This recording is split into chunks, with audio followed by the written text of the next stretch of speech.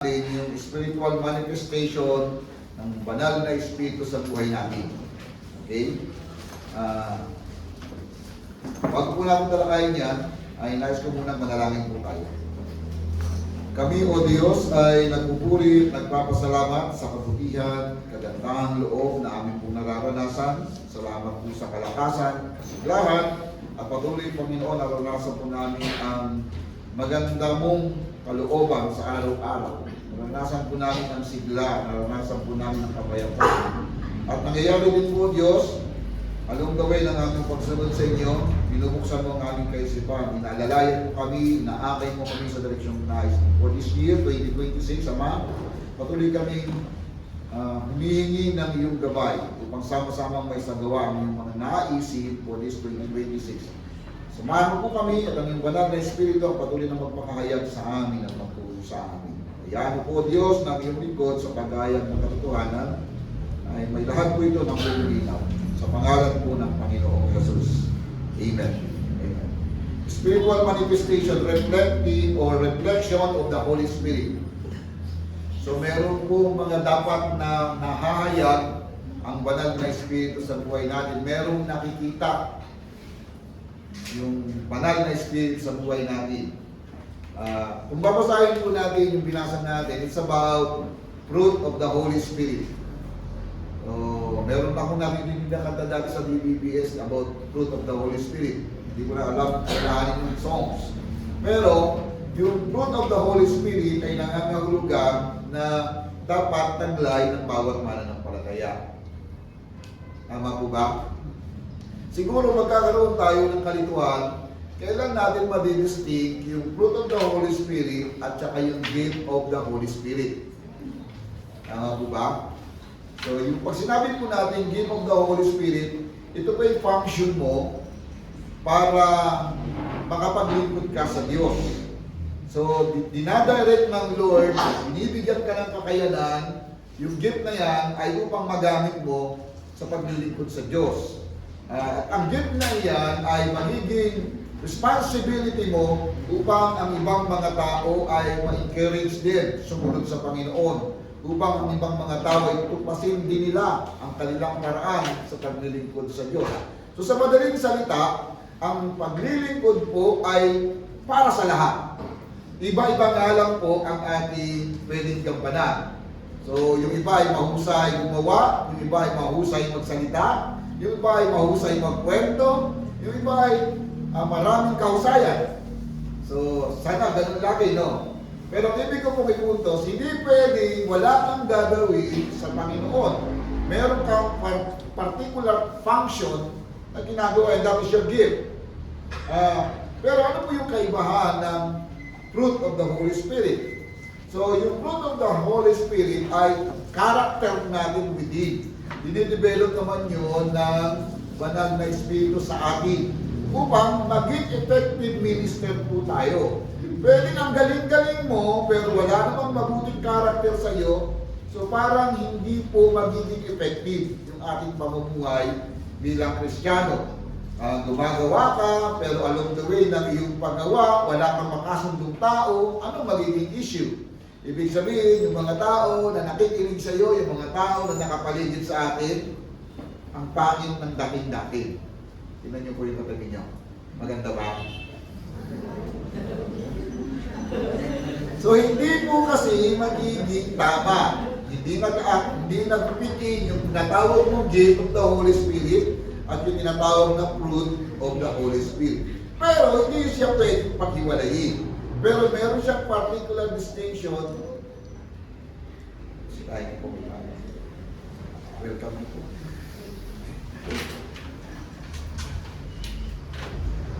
Ayan.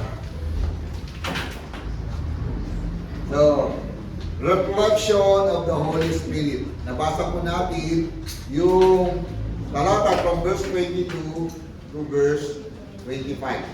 So, ngayon po, anong bibigyan natin diin? In verse 25, if we live by the Spirit, let us also walk by the Spirit. Ayan. Ibig sabihin, bibigyan po natin ng emphasis sa bawat mananampalataya. Kung meron ka na pong gifts, okay po yan. Meron kang talino, meron kang kayanan, meron kang skill, okay na po yan. Pero ang bibigyan natin ng pansin, yung gift ay dapat nagre-reflect yung karakter na bunga ng banal na Espiritu.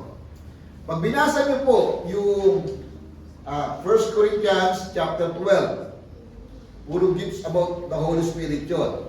Meron gift of tongues, gift of healing, gift of mercy, gift of many things. Maraming gifts. Ibig sabihin, yung gifts mo, pwede mong gamitin. Merong administration, merong iba-iba yung gifts. Pero pag napansin niyo po, gusto ko pong buksan po natin. 1 Corinthians chapter 12. Okay? 1 Corinthians chapter 12 at lulundag po tayo sa pinakahuling talata. In verse 31.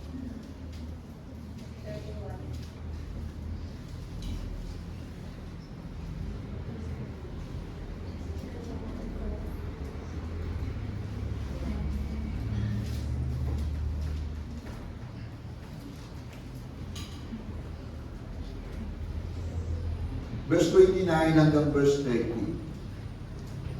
Hihilingan ko po yung magbabasa. Si Ma'am Ina. 1 Corinthians chapter 12, verse 29 and 20. 1 Corinthians 12, verse 29 to 30. They are not all apostles or prophets or teachers. Not everyone has the power to work miracles, or to heal diseases, or to speak in strange tongues, or to explain what is said. So in verse 30, but earnestly desire the higher gifts. Sabi niya, and I will show you a still more excellent way. Ang observation ko po ganito, binanggit ang lahat ng mga gifts from verse 1 ng chapter 12. Pagkatapos, meron transition in between ng gifts doon sa love. Pagdating po ng chapter 13, tinatalakay na rin po yung love. Ngayon yung love, sabi niya, earnestly desire the higher gifts. So yung love, pwede siyang gift at the same time, fruit of the Holy Spirit. Yun po yung sinasabi sa Galatians chapter 5 verse 22. But the fruit of the Holy Spirit is love. Pansinin niyo po, pag nag-observe kayo sa Galatians chapter 5, yung sinasabi doon fruit, hindi po siya marami. Ibig sabihin fruit, single lang po yun. Pero pag tingnan po natin yung fruit of the Holy Spirit, kumakatawan din yung kapayapaan, pag-ibig, kagalakan, lahat po yun ay isang bunga lang ng banal na Espiritu. Pero ang pinakapuntos yung love. Ibig sabihin, pag tingnan po natin yung fruit of the Holy Spirit, tsaka yung gift of the Holy Spirit, nasa sentro nito ay ang pag-ibig. So, without love, yung anumang kakayanan, binanggit mo sa chapter 13 ng 1 Corinthians, kung mahusay ka man magsalita, nakakapagpalipat ka man ng bundok without love, ang lahat ng iyon ay mawawalang kapuluhan. So ano po yung emphasis natin? Napakahalaga ang reflection ng banal na Espiritu, particular yung bunga na ito ng pag-ibig. So kung puro ka lang galing, wala kang love, so pagsasawaan ka. So naniniwala po ako, inilagay rito ni Apostle Pablo ang particular distinction ng gift and the fruit of the Holy Spirit dahil hindi po tayo magiging effective witness. Particularly, ang pangarap po natin this year, reaching people for Christ. Samantalang wala namang tayong pakialam sa iba. Wala tayong pakialam sa mga taong nakapaligid sa atin. At kapag tayo nakakausap, mas madalas gusto nilang kaaway tayo kaysa kakampi. Gusto nilang, makipaghiwalay sa atin kaysa makipagkasundo. So ano po yung pinupuntos natin? Yung spiritual manifestation, napakahalagang bagay. Yung verse 25, sabi niya sa Galatians, if we live by the Spirit, let also walk by Spirit. So mga minamahal, yung emphasis po natin, hindi na natin pag-usapan kung magaling tayo. Sadya naman may galing tayo. Tingnan mo po sa katabi mo sa kapatid, magaling ka.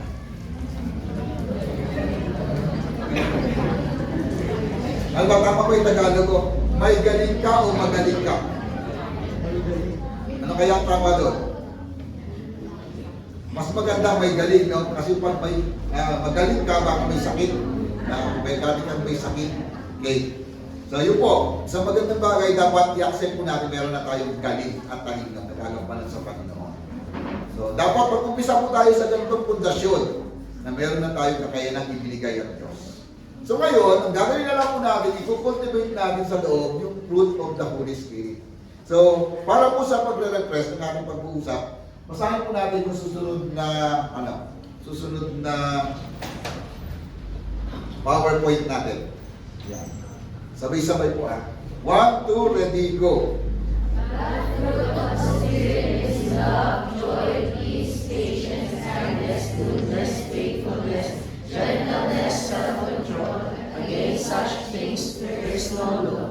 And those who belong to Christ Jesus are crucified the flesh with its passions and desires.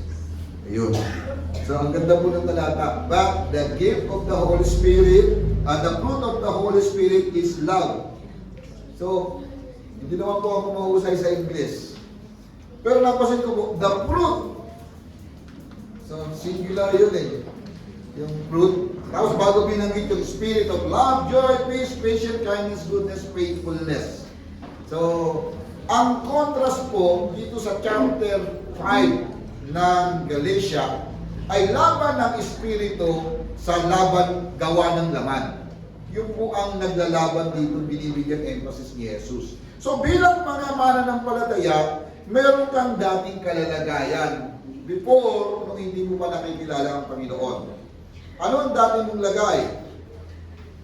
Possible, sobrang yaman. Possible, sobrang maiinggitin.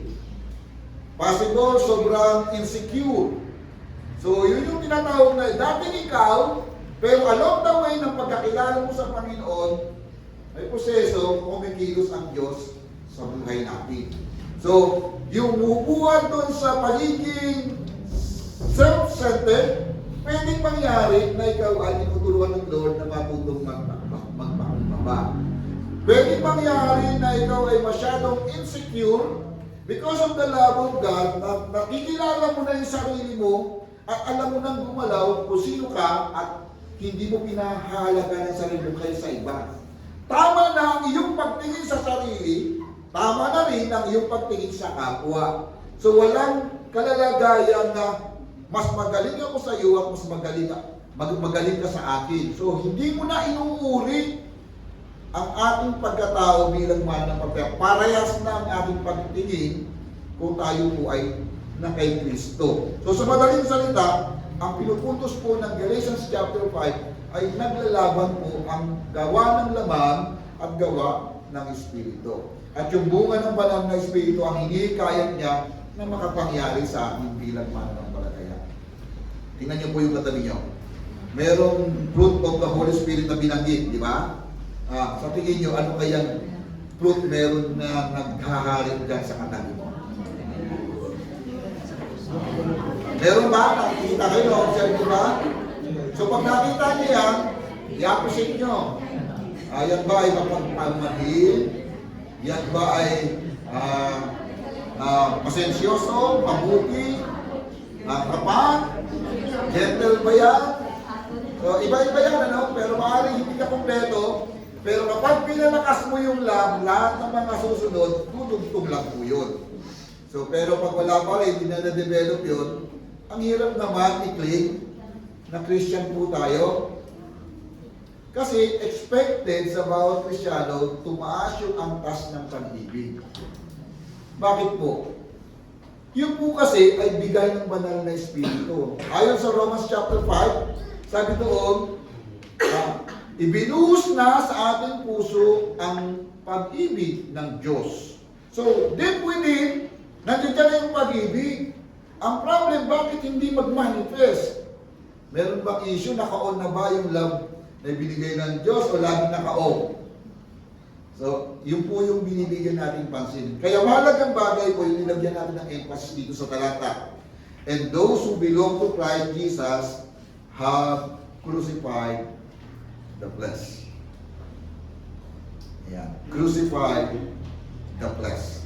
Those who belong to Christ have crucified the flesh. So, anong na-imagine ninyo when we say crucify the flesh? Favorite po ito talata, yung Galatians chapter 2 verse 20. I have been crucified with Christ and I no longer live, but Christ lives on me. The life I live in the body, I live by faith in the Son of God who loved me and gave Himself for me. That is my life verse. So, dito po, crucify the flesh. Ano po ang ating understanding dyan? So, meron po tayong tanong dyan. For you as being in Christ, what will you do to yourself in applying crucify the flesh? Okay. Huwag po kayo ng partner. 2 minutes. Sa palagay mo, paano mo i-apply yung crucify the flesh sa sarili mo? Discuss for 2-3 minutes. Okay.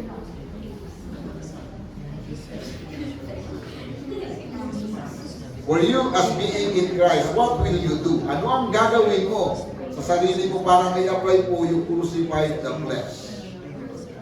Sige po. By twos po, kuha kayo. Kumuha po ako ng 4 na tatanungin mamaya. Mag-usap po kayo. Baka meron kayong naisip. Paano natin i-apply ito? Kasi yun ang dapat po na natin yakbang para mag-manifest yung fruit of the Holy Spirit.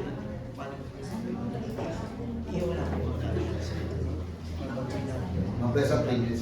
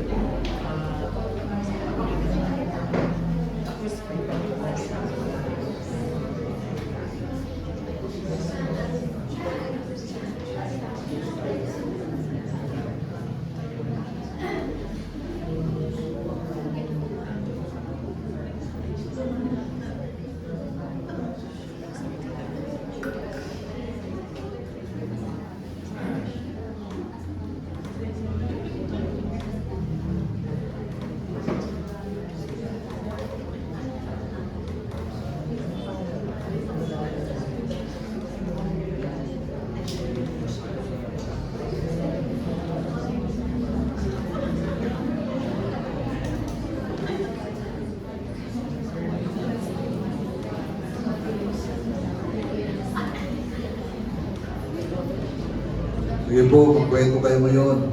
Bibigyan ko kayo ng pagkakataong magkwentuhan. Mamaya po nag-request na ako, wala na akong kwentuhan, makikinig na tayo. 3 minutes yan, malayang pagkikipagkwentuhan. Basta kayo magkwentuhan. So, crucify the flesh, paano mo i-apply yan sa sarili mo? Bilang ikaw ay naka-Kristo na. Siguro ang unang tanong, naka-Kristo ka na nga ba? Mag-sure ka na naka-Kristo ka na. Okay, paano mo i-apply yung crucify the flesh? Meron po tayong cross dito. Wala akong nakapako. Sino kaya ang una natin ipapako dito?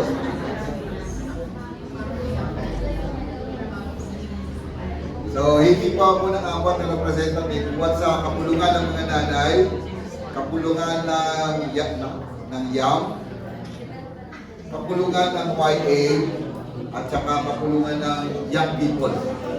So, YA, young people, nanay, at saka YAM. So, sino kaya ang unang magsasabi ng kanilang how to apply, crucify the flesh?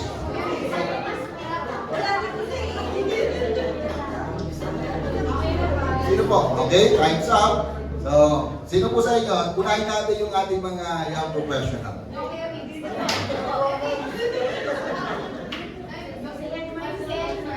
Kuya Albert daw, ikaw ang tinutulak nila. Sumunod ka lang. Kilig ka sa matatanda. Kuya Albert.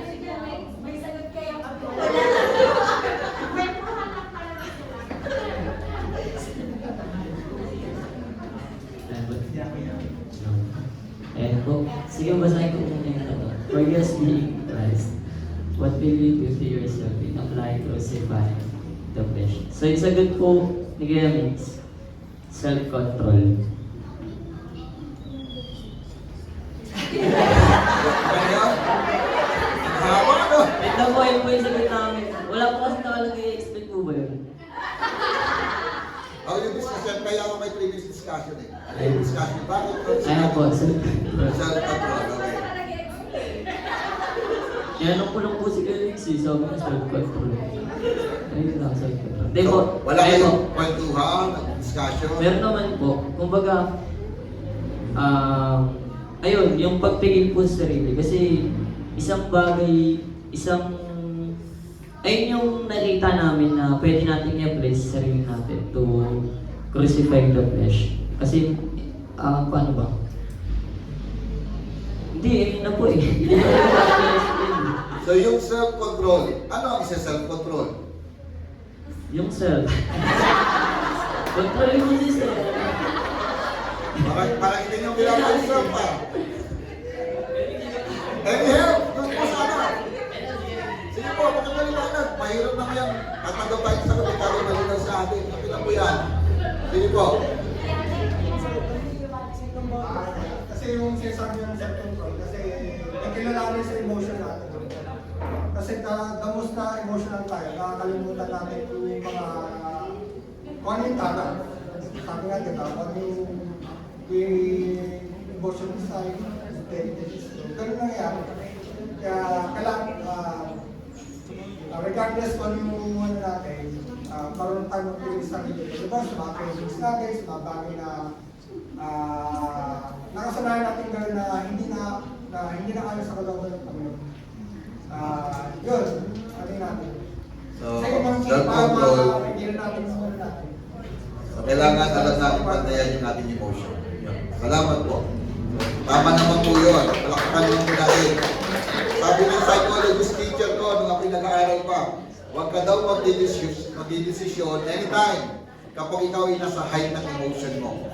Kasi daw, ganito, pinapakalaw ko rin sinabi ni Kuya Mix, kapag ikaw ay nasa height ng emotion mo, sobrang saya. So masaya ka lang, pero hindi mo natitimbang. Pag sobrang namang lungkot, o galit ka, pag nag-decision ka, hindi mo na rin ba nagiging balanse. Kaya kung ikaw daw po mag-decision, kailangan ng particular decision, huwag dandurun sa height ng emotion mo. So, salamat po kaya may magandang paliwanag ko yun. Sino po kaya dito? Ang sayang. Sino ang pwedeng mag... Okay? Si Dan.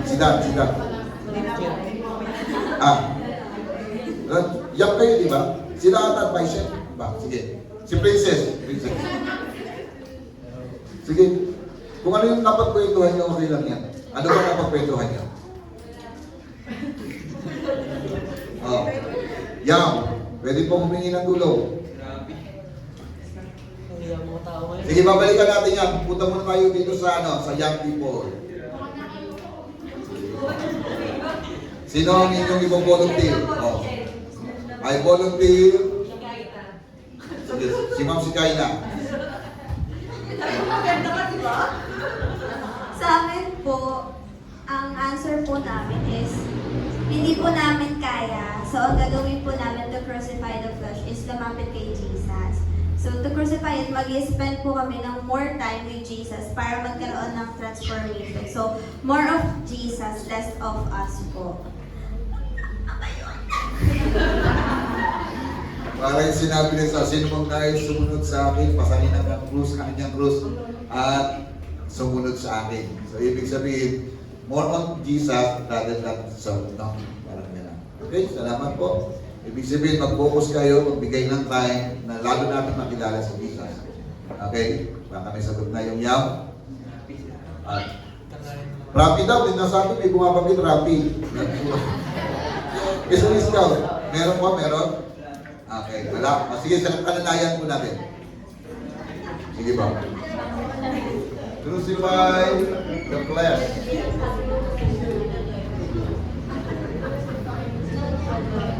Hindi, joke lang po. Sa yung mga nanay, tawanan lang kasi pas eh. Pero po, siguro po para i-crucify yung flesh natin. Number one po mga nanay, madadaldal yan eh. Instead siguro, sabi nila mga chismosa daw. Pero siguro, wag na natin i-chismis yung buhay ng iba. I-chismis natin kung paano tayo binago ni Kristo. Then sa mga nanay na madadaldal sa pamilya, para di tayo, pigilin natin yung pagdadaldal, maaari natin idamdal sa ating pamilya, sa ating mga anak, kung paano natin nakilala si Kristo sa pamilya. Yun lang po siguro po. Okay, salamat po. So, huwag na daw pong sobrang daldal. So, siguro, di pwede, bakit madaldal na meron mga issue. Anyway, so, doon natin nakikita paano i-crucify yung sarili sa Panginoon. Okay? Ano po yung gusto natin emphasize? Sabi rito, crucify the flesh means actively put to death the old sinful nature and selfish desire. Yun yung sinasabi diyan sa talata. Di ba? Sabi diyan, and those who belong to Christ Jesus have crucified the flesh with its passions and desires.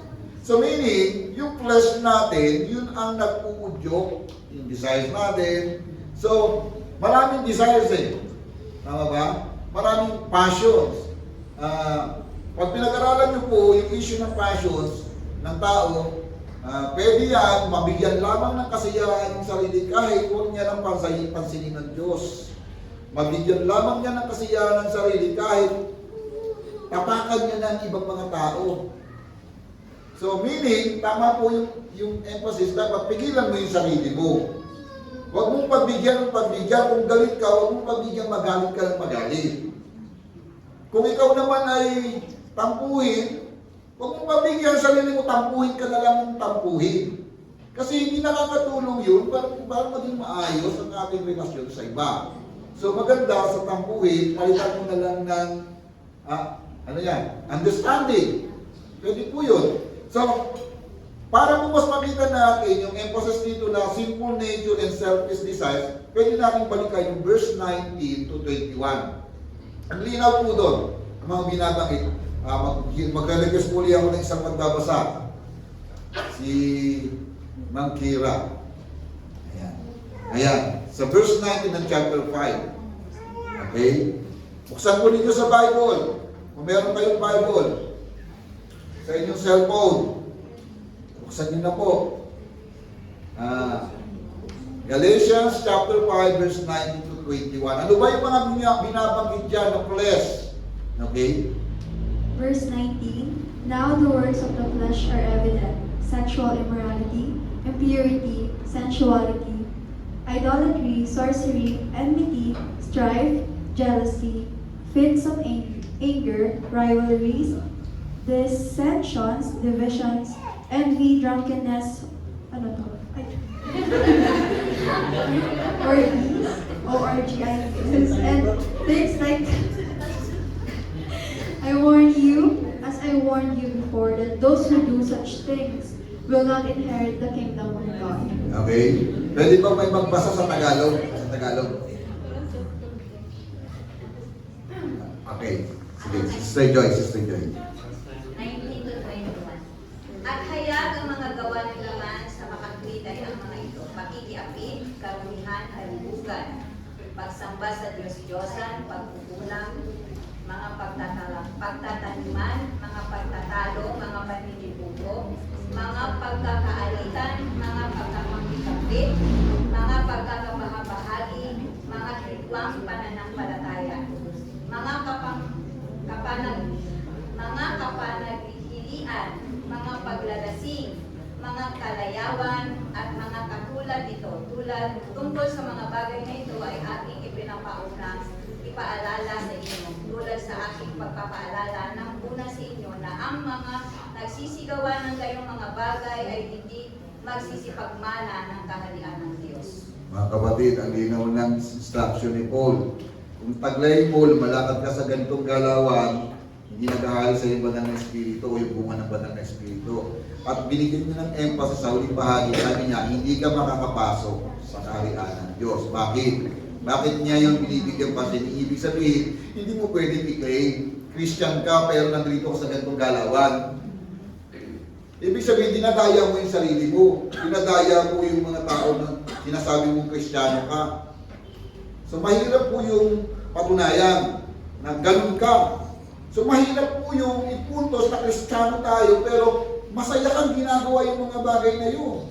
Kaya wala man lang conviction deep within. Nakakatakot po yun. At pwede pa mangyari, nakaka-fellowship ng mga Kristiyano. Naghahari sa kapulungan ng mga mananampalataya. At pwede rin mangyari, pwede yan nasa leadership. Pwede rin mangyari, pwede yan isang pastor. Pwede rin mangyari, ito ay isang mga member ng iglesia. Nandiyan, pero deep within, walang galaw ang banal na espiritu. Nakakatakot po yan. At hindi po sisigla ang gawain ng Panginoon kung ang mga Kristiyano walang conviction sa ganong galawan ng kasalanan. At pinupuntos ko po, yung po yung dapat bantayan sa ating mga sarili. Minsan hindi natin napapansin na masyado natin napapansin yung galaw ng ibang mga tao, pero yung ating sariling galawang Kristiyano, hindi po natin nababantayan. Ang namin naman, seryoso si Pablo sa aspeto nito. Ito po ay hindi masayang pag-usapan. Malungkot.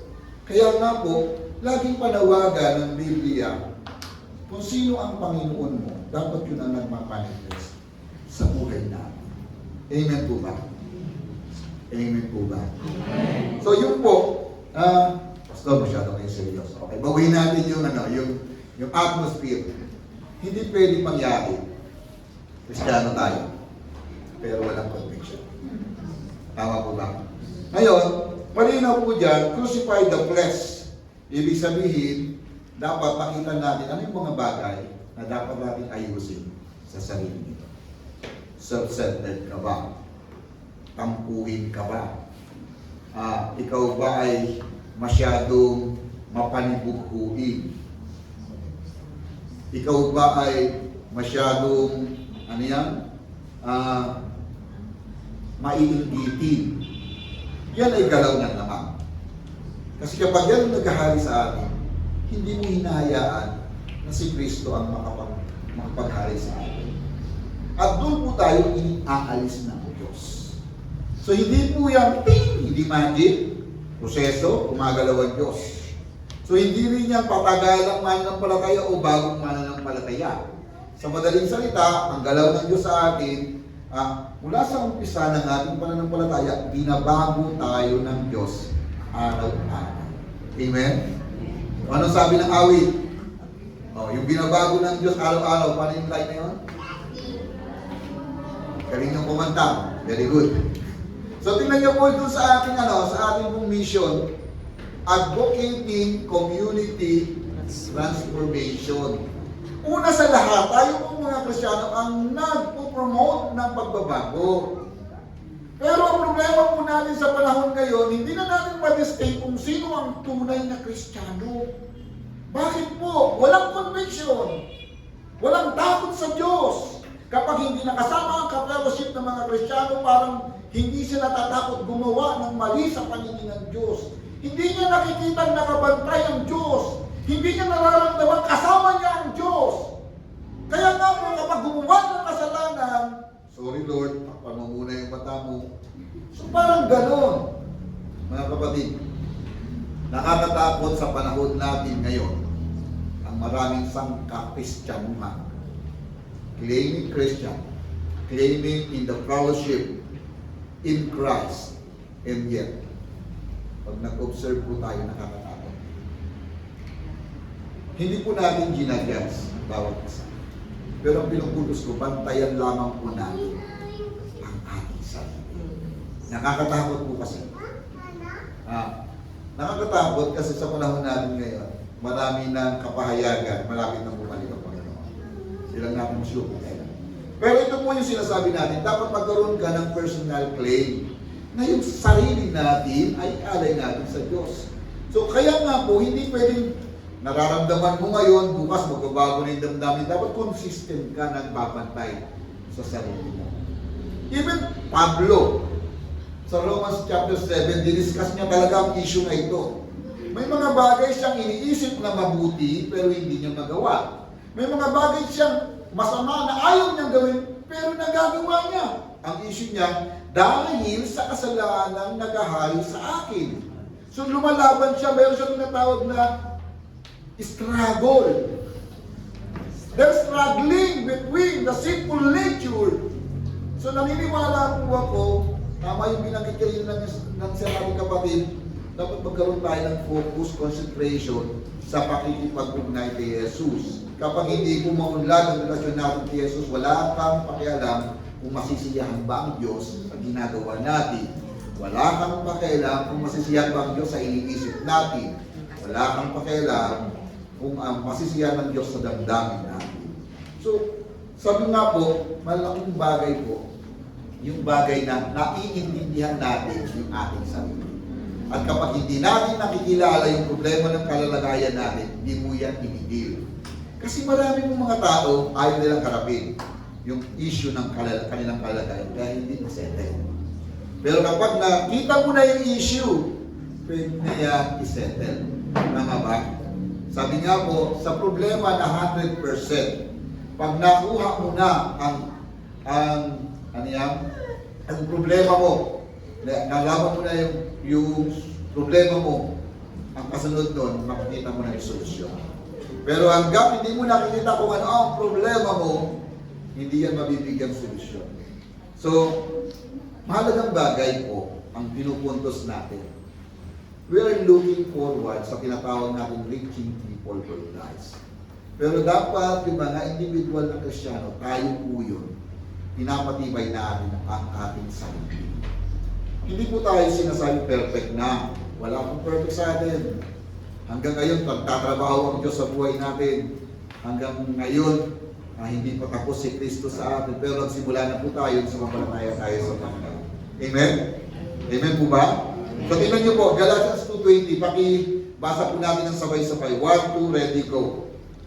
All self has been crucified with Christ. It is no longer I who live, but Christ lives in me. So I live in this earthly body by trusting in the Son of God, who loved me and gave Himself for me. So, yung labanan po rito ng laban ng laman at laban ng Espiritu sa katawan natin, dapat lagi natin pipiliin na magtiwala tayo kay Kristo. Lagi natin piliin sundin ang kalooban ng Diyos. Dahil merong emphasis po dito. Kaya natin pwedeng gawin yun. Kasi sabihan, God who loved me and gave Himself for me. May itinayak na si Jesus sa buhay natin. At yung buhay na yon, hindi po yung pipitsuging buhay. Yung sakripisyo na yon, hindi po yung simpleng sakripisyo. Kaya kung hindi ka nanghihinayag na binabaliwala mo ang lahat ng yun at hindi ka nagkukumit sa buhay mo, sa buhay na ginagay ng banal na Espiritu, malaking problema po yun. Pero salamat, kapag naintindihan natin ang Kristo na tinanggap natin, ang Diyos, Panginoon natin, magtatagumpay tayo sa laban ng laman. Amen? Pwede bang palakpakan ng Lord? So, number 2 po. Live by the Spirit in verse 25. So, kanina po, crucified ourselves. Number 2 po, live by the Spirit. It is about being in Christ. So, sa madaling salita, tayo ay na kay Kristo, hindi natin ipinagmamalaki na mabubuhay tayo para sa sarili. Actually, nung tayo po ay wala pa sa Diyos, wala pa kay Kristo, tayo po ay mistulang patay. Wala tayong takot gumawa ng kasalanan, wala tayong takot na suwayin ang Diyos, kasi nga, wala tayong pakiramdam sa damdamin at kalooban ng Diyos.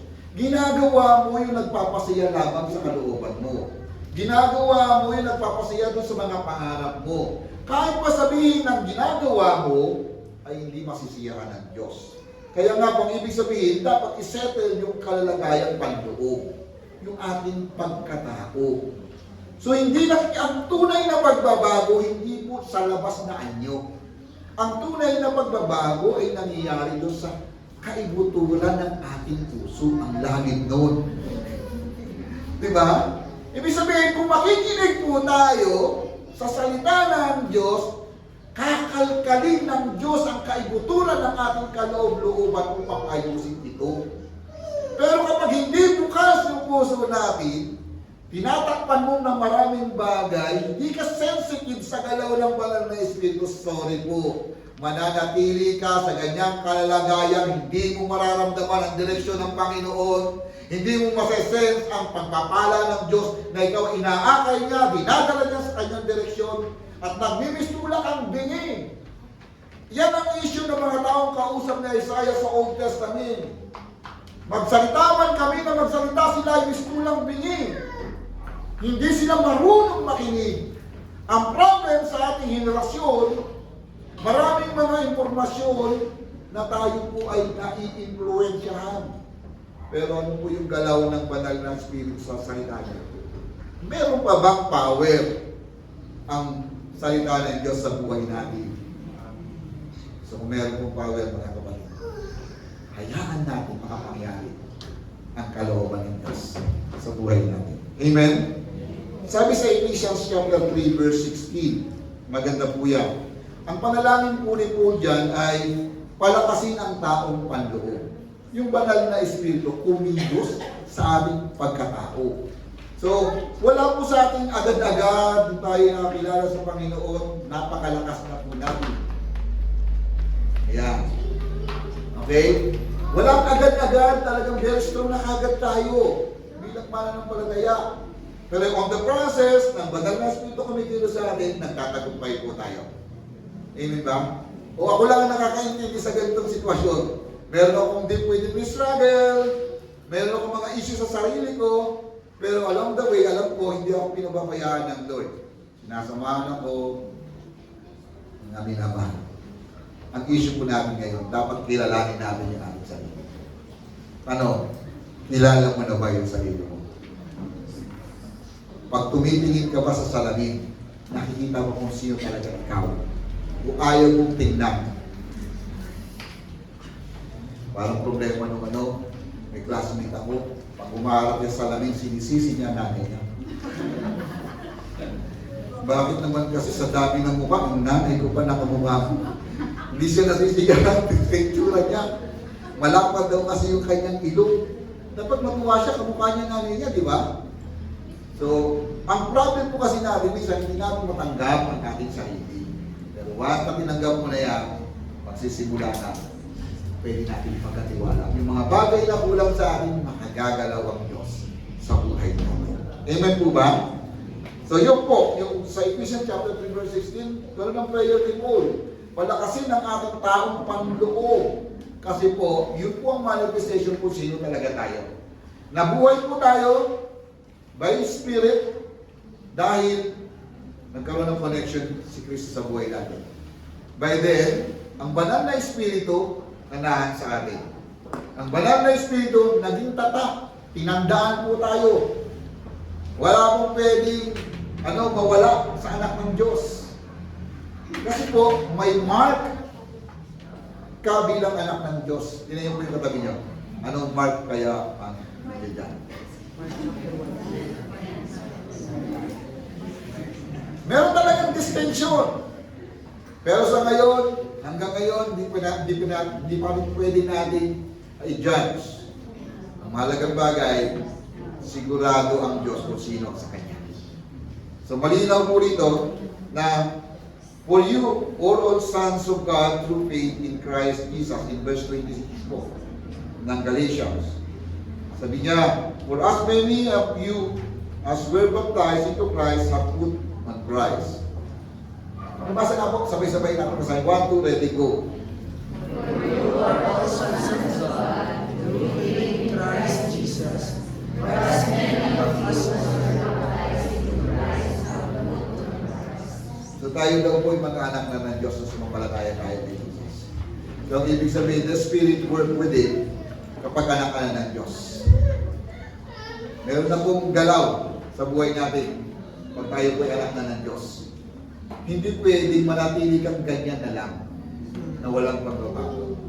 Dapat continuously, God is working, nakakaroon po ng transformation, meron pong manifestation, that the works of the Holy Spirit is manifesting in our lives. So yun po. So, ang tinatawag nating live by the Spirit, nabuhay tayo dahil sa Espiritu ng Diyos, na patuloy tayong nabubuhay dahil sa tulong at biyaya ng banal na Espiritu, at yan ay nag-upisa kung sumampalataya tayo sa Panginoon. By then, masasabi natin, makiklaim po natin, we are children of God. Amen? So dito po sa Galatia, pinagtatalunan, sino ba talaga yung may tiyak na pananampalataya? Kasi meron pong mga issue, yung mga tinatawag nilang masyadong, mga Judaism, ang kanilang interest, para na daw magkaroon ng tinatawag na kaligtasan, dapat daw magpatuloy. Sumunod dun sa ayon sa sinasabi ng kautusan. Matibay sila dun. Pero ang emphasis ni Paul, hindi. Kinakailangan sumampalataya ka kay Jesus. At pinapahayag ng iyong pananampalataya na tayo ay matuwid sa paningin ng Diyos. Amen po ba? So ito po yung sinasabi natin, di pwede gumawa ang Diyos, binuhay tayo sa Espiritu, nag-struggle tayo ngayon sa laman, dahil tayo may banal na Espiritu. Mga kapatid, yung walang Kristo, walang struggle sa laman. Yung nagbibigyan lang nila yung kanilang sarili. Pero yung Kristiyano may struggle sa laman. Tama ba? Kasi nalalaman niya na yung ano yung ayaw ng Diyos, ano yung gusto ng Diyos. Pero nasa katawan pa rin tayo, may problema tayo. So, pero salamat po, ginagayad tayo, inaalalayan tayo ng banal na Espiritu para magtagumpay. Amen? Yun po yung masasabi natin na ang Diyos po ay nagpapahayag sa amin na tayo mga anak ng Diyos dahil kay Kristo. At ito ay kapahayagan na malaya ng kakakilos ng Diyos sa buhay natin. Number 3 po. Sige nga, pakibasa po na sabay-sabay. 1, 2, ready, go. Keep in the steps of the Spirit. So kanina po, sinerten yung panloob. Ito naman po yung manifestation ng panlabas. Keep in the steps of the Spirit. It's all about doing for Christ. Kanina, being in Christ eh. Ngayon, doing for Christ. Ibig sabihin, matapos si 7 ng Lord, yung pagiging tayo kay Kristo, ngayon naman, ano yung ginagawa mo bilang tayo ay na kay Kristo na? So, ibig sabihin, diyan po yung magmamanifest yung love, yung joy, yung peace. Ano pa yung ating makikita dyan? Yung faithfulness, yung gentleness, yung self-control.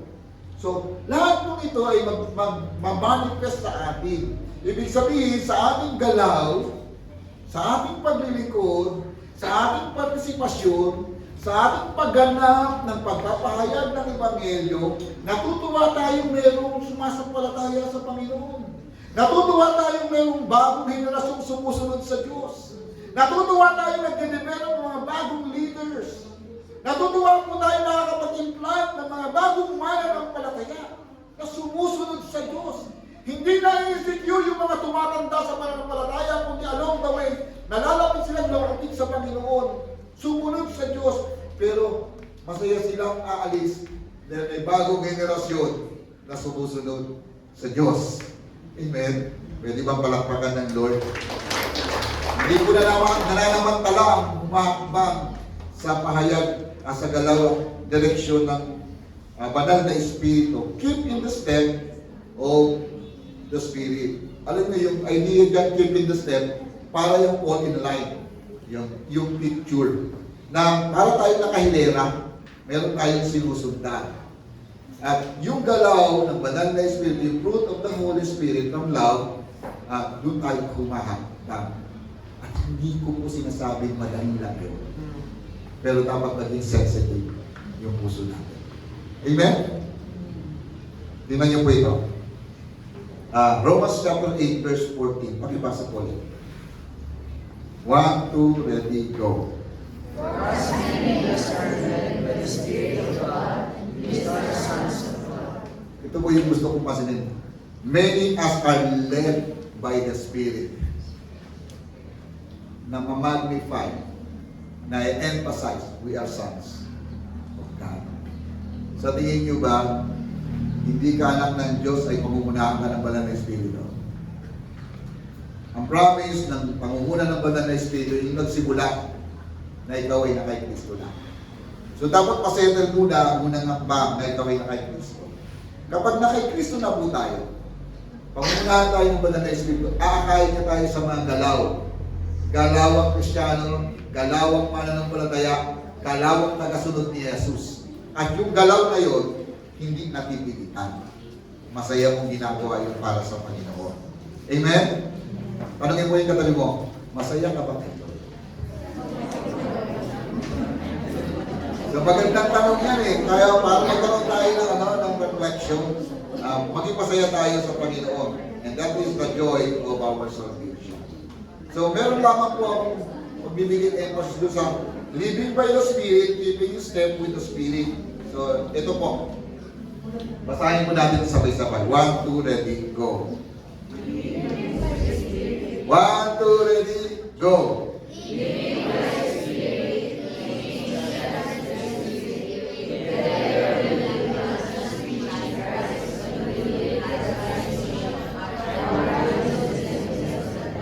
Basahin ko po ulit. Sabi niyan, living by the Spirit, plus, keeping in step with the Spirit, together, living by the Spirit and keeping, we live not just preaching Christ.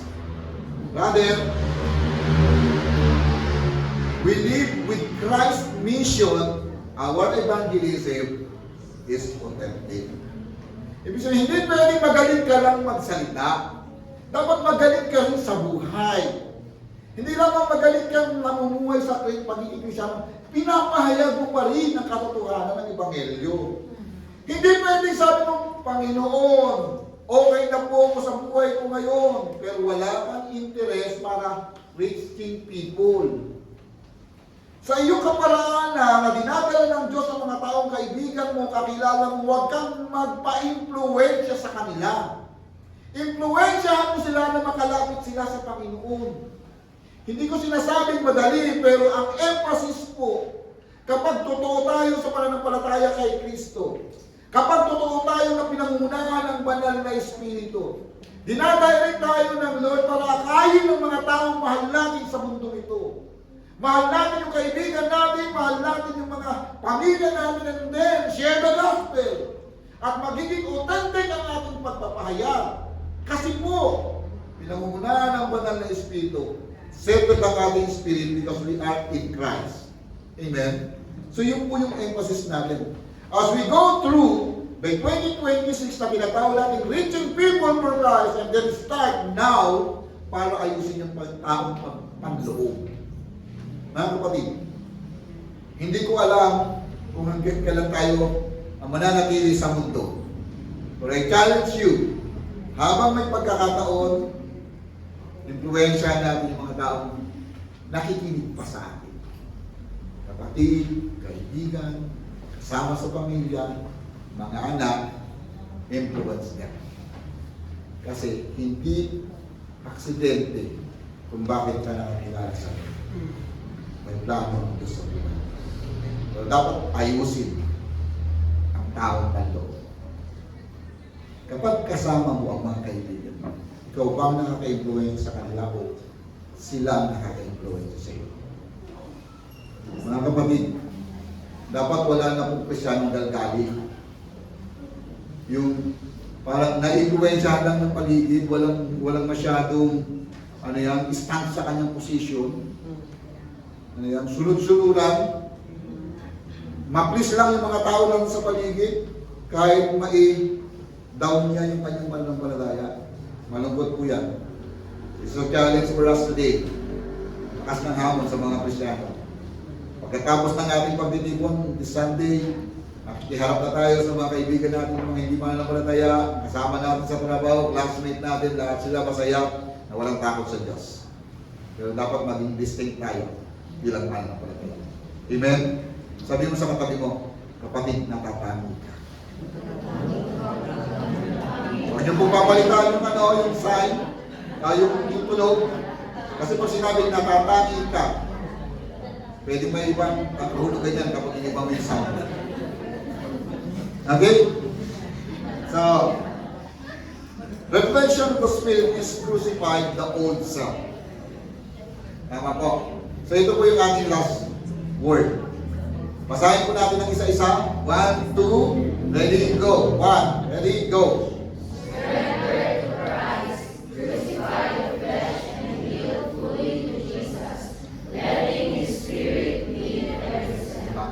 Live up yung marami pong bagay, bigay sa Diyos sa buhay natin, kay Kristo, kaya natin pangunahan tayo ng banal na Espiritu. Number 2 po. 1, 2, ready, read.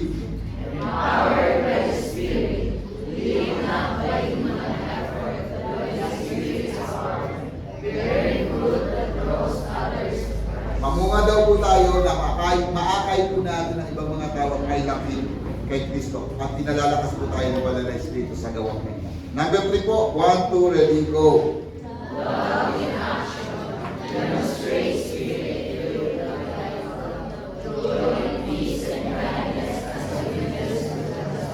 So, taglayin po natin yung bunga ng banal na Espiritu as we share the gospel. Kasi po, pag nakaharapan po tayo ng mga tao, sinishare natin ang gospel, ang lakas ng challenge. Una, titingnan nila tayo. Pangalawa, babantayan nila tayo. Kapani-paniwala kaya yung salita na to. So yun po, hayaan natin yung love natin, ma-express po natin. Meron tayo dyan tatlong paraan to express that love.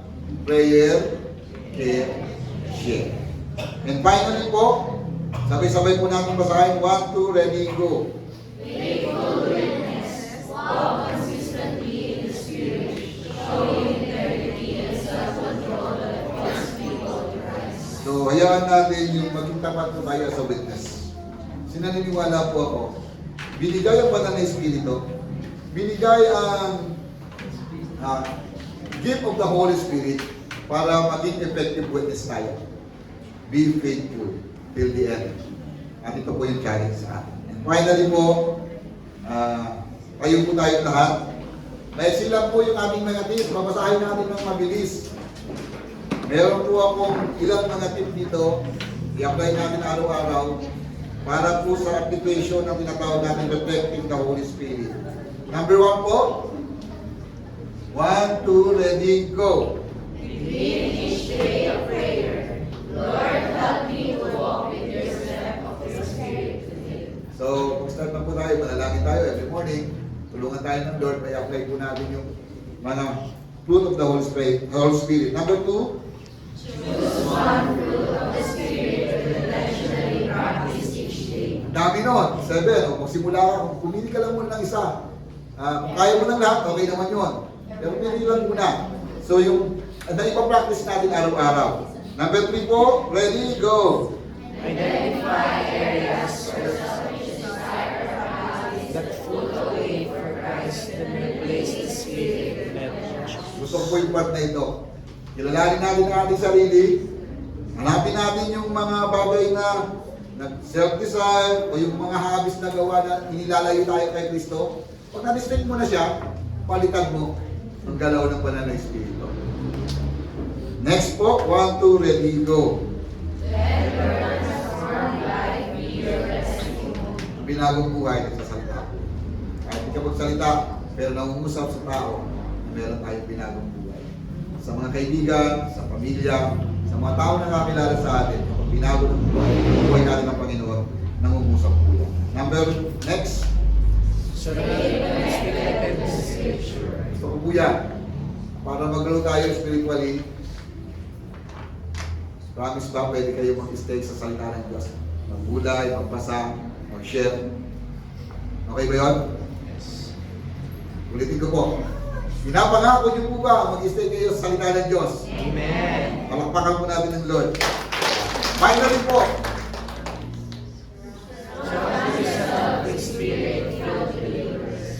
Ayan. Pumili na po kayo ng kaibigan na ang mga kasama nyo ay talagang filled by the Holy Spirit. Huwag po kayong pumili ng kasama na toxic. Yung kapag kasama mo, namumroblema ka, kapag kasama mo, nabibigatan ka. So, mahirap po yan. Pero not necessary na ang mga filled believers lang natin hanapin. Kailangan pa natin mag-connect sa iba. Mahalaga po yun para hindi tayo maghina. Connect fellowship, worship, working together with believers. Magandang bagay po yan para maging matatag tayo sa ating paglilingkod sa Panginoon. And finally po, 1, 2, ready, go! Be intentional to share the gospel each day. Hindi naman kinakalang marami tayong share ang bawat araw. Pumili tayo, nagpapag-pray natin, mag-care tayo sa Kanya, and share the gospel. So salamat po mga kapatid. As we go through sa tema natin for this year, reaching people for Christ, meron tayong mga practical application na gagawa na natin. Dapat isettle natin ito sa Panginoon. Pwede bang patungan natin sa kanang balikat? Yan, kanan. Kanan. Hindi kaliwang balikat pala. Kaliwang balikat. Yung kanan papatong sa kaliwang balikat. Mag-pray ka po diyan sa kapatid na yan. Mag-pray natin, napatuloy sa samahan, magpalain at maging effective witness ng Lord. Sabay-sabay tayo mag-pray. 1, 2, ready, go! Nagpupuri kami, Panginoon, at nagpapasalamat sa biyaya ng buhay at kalakasan. Narito, Panginoon, ang iyong mga anak na inaakay mo sa direksyon sa iyong pagpapalayo, Panginoon. Maging instrumento kami, marami po mga kilala sa iyo. Maging influensya kami, Panginoon, upang ang ibang mga tao, Lord, na sinunod po sa iyo. Maging influensya kami, Panginoon. Upang patuloy ng Diyos kami, maging pagpapalak sa aming iglesia, sa aming pamilya, din sa amin. Salamat po ng marami, narito ang iyong mga anak, samahan mo po sa kanilang pagsunod. Sa pangalan po ng Panginoong Jesus. Amen. Amen. Amen. Wala po tayo.